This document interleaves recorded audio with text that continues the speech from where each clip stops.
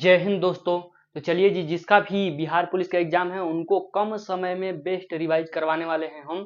तो आप हमारे साथ जुड़े रहिएगा अंत तक। चलिए देखिए, ये कुछ साइंस के सवाल है, उसके बाद आपको हिस्ट्री के सवाल मिलेंगे, करंट अफेयर्स भी आपको इसमें प्रोवाइड किया जाएगा और लास्ट में आपको मैथ के सवाल को सोल्यूशन करके कमेंट बॉक्स में बता भी देना है। तो चलिए आप अंत तक बने रहिएगा, फास्ट रिवीजन होगा आपका, समय बिल्कुल भी कम समय में बेस्ट रिवीजन।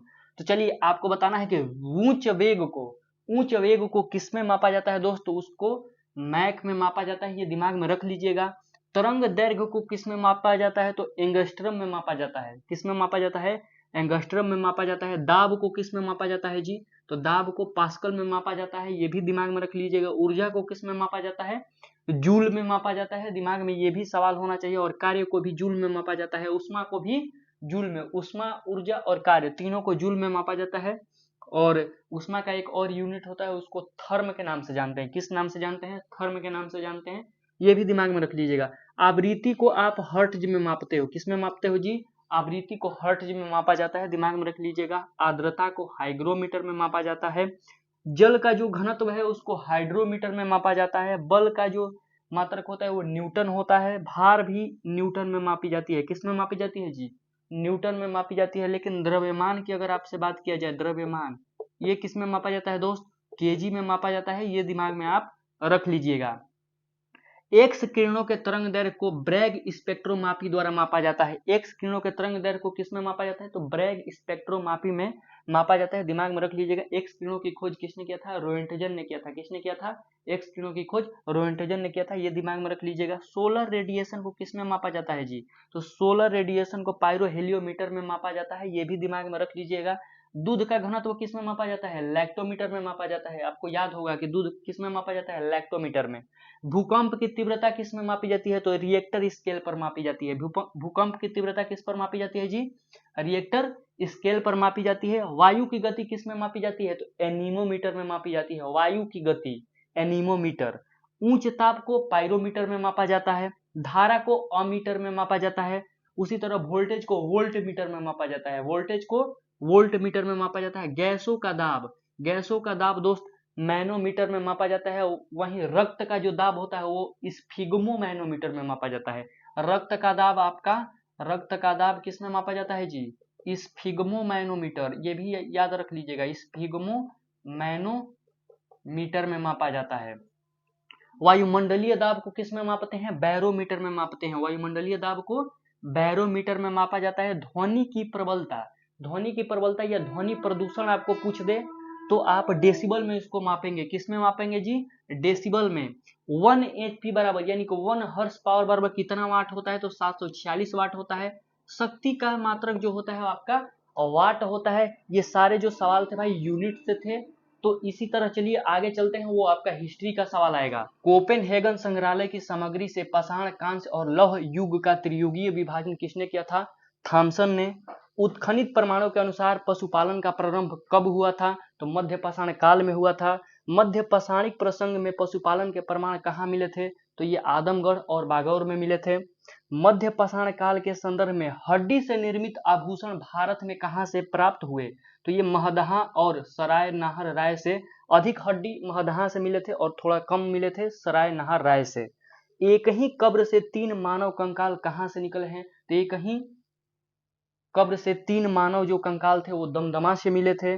खदानों की कृषि सर्वप्रथम किस काल से प्रारंभ हुई, तो खदानों की कृषि जो दोस्त है वो नवपाषाण काल से प्रारंभ हुई थी। भारत में सर्वप्रथम मानव का साक्ष्य किस घाटी से मिला था, तो सर्वप्रथम मानव का जो साक्ष्य था वो नर्मदा घाटी से मिला था। ये सवाल आपको याद होना चाहिए। चलिए आगे देखिए, मानव द्वारा सर्वप्रथम प्रयुक्त अनाज कौन सा था, तो मानव द्वारा सर्वप्रथम प्रयुक्त अनाज जौ था। भारतीय उपमहाद्वीप में कृषि के प्राचीनतम साक्ष्य कहाँ से प्राप्त हुए थे, तो भारतीय उपमहाद्वीप में कृषि के प्राचीनतम साक्ष्य लहुरा देव से 9000 ईसा पूर्व में प्राप्त हुए थे। उसके बाद अगर लहुरा देव ऑप्शन में न मिले तो आपको मेहरगढ़ पे टिक लगाना है कि मेहरगढ़ में कितने मिले थे जी, 7000 ईसा पूर्व में मिले थे, आपको दिमाग में रख लेना है। किसको चालकोलिथिक युग भी कहा जाता है, तो चालकोलिथिक युग भी कहा जाता है, तो ताम्रपाषाण काल को कहा जाता है। बृहत पाषाण स्मारकों की पहचान किस लिए की गई थी, तो बृहत पाषाण स्मारकों की पहचान मेरे भाई मृतकों को दफनाने के लिए किया गया था। भीमबेटका किस लिए प्रसिद्ध है? तो भीमबेटका जो है वो गुफाओं के शैल चित्रकारी के लिए प्रसिद्ध है। और इसकी खोज किसने किया था, ये भी सवाल पूछ सकता है। तो वो विष्णुधर वाकंकर थे, उन्होंने इसकी खोज की थी। किस स्थल से मानव के कंकाल के साथ कुत्ते का कंकाल भी पाया गया था? तो मानव के कंकाल के साथ कुत्ते का कंकाल बुर्ज होम से पाया गया था। और सवाल आपसे पूछ सकता है कि गर्तावास का साक्ष्य कहां से प्राप्त हुआ था? तो ये भी बुर्ज होम से प्राप्त हुआ था। और बुर्ज होम कहां पर स्थित है? जम्मू कश्मीर में स्थित है, ये आपको दिमाग में रख लेना है। विंध्य क्षेत्र के किस शिलाश्रय से सर्वाधिक मानव कंकाल मिले थे? तो विंध्य क्षेत्र के लेखहिया से सर्वाधिक मानव कंकाल मिले थे। और आप जानते हैं कि जो विंध्य श्रेणी है वो उत्तर भारत को दक्षिण भारत से अलग करती है, ये भी दिमाग में आपको रख लेना है। भारतीय पुरातत्व के जनक किसे कहा जाता है? तो भारतीय पुरातत्व के जनक अलेक्जेंडर कनिंघम को कहा जाता है। इन्होंने सिंधु सभ्यता की खोज में महत्वपूर्ण भूमिका निभाई थी, लेकिन उसके बारे में इन्होंने पूरी जानकारी नहीं हासिल की। तो चलिए आगे चलते हैं। चलिए कुछ करंट अफेयर्स के जो सवाल है उसको अब देख लेते हैं। तो करंट अफेयर्स में पहला सवाल आपका है कि लता दीनानाथ मंगेशकर पुरस्कार 2025 से किसे दिया जाएगा? तो उसका उत्तर होगा भाई कुमार मंगलम बिरला को। किसको दिया जाएगा? कुमार मंगलम बिरला को दिया जाएगा लता दीनानाथ मंगेशकर पुरस्कार। दूसरा सवाल है कि Times Higher Education Asia ranking 2025 में भारत में कौन शीर्ष पर रहा था? तो ये IISc जो बेंगलुरु है वो Times Higher Education Asia ranking 2025 में भारत में शीर्ष पर रहा था।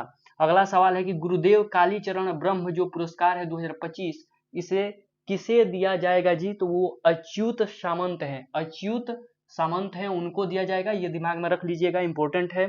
उसका बाद अगला सवाल है कि ISSF विश्व कप 2025 में भारत 7 पदकों, जिनमें 2 स्वर्ण पदक है, 4 रजत है और 1 कांस्य पदक है, के साथ किस स्थान पर रहा है? तो ये तीसरा स्थान पर रहा है, ये आपको दिमाग में रख लेना है।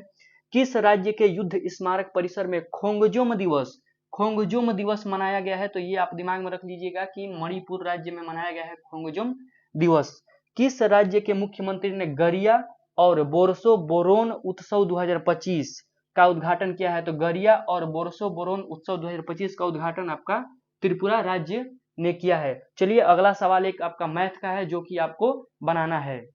तो इन सवाल का उत्तर आपको देना है जी। तो पहला मैथ का जो सवाल है और दूसरा आपका जीके का सवाल है। तो पहले जो मैथ का सवाल है कि ए और बी किसी काम को 15 और 45 दिन में करते हैं तो बी और ए के कार्य क्षमता का अनुपात क्या होगा? ये आपको कमेंट बॉक्स में बताना है। और अगला सवाल है कि भारत में पहले हाई कोर्ट की स्थापना कब हुई थी? जिनका भी उत्तर भाई कमेंट बॉक्स में सही आएगा मैं उनको हार्ट दे दूंगा। तो चलिए आप इस वीडियो को 1 से 2 बार देखिएगा, ये पहला दिन था और आगे बहुत सारे सवाल के साथ हम आएंगे जो कि आपके बिहार पुलिस के एग्जाम में अच्छा साबित होगा भाई, आपको रिवीजन करने में काफी हेल्प करेगा। आप शुरुआत करो, देखो फटाफट, जितने भी कम समय है उस समय में मैं अधिक से अधिक वीडियो बनाकर आपको कम समय में रिवाइज करवाने का प्रयास करूंगा। और जो आप टेलीग्राम पे अभी नहीं ज्वाइन किए हो तो दोस्त टेलीग्राम पे ज्वाइन कर लो, क्योंकि वहां भी 25 सवालों का टेस्ट इसलिए करवा रहे हैं। 100 सवालों का करवाते थे लेकिन 25 सवालों का करवाने का एक ही मतलब है कि आपको कम सवाल जो आप पढ़ो उसको पूरे तरह से माइंड में रख पाओ और अच्छे सवाल होंगे वहां भी और यहाँ भी। तो चलिए मिलते हैं, तब तक के लिए आप अपना ख्याल रखिए, पढ़ते रहिए। जय हिंद।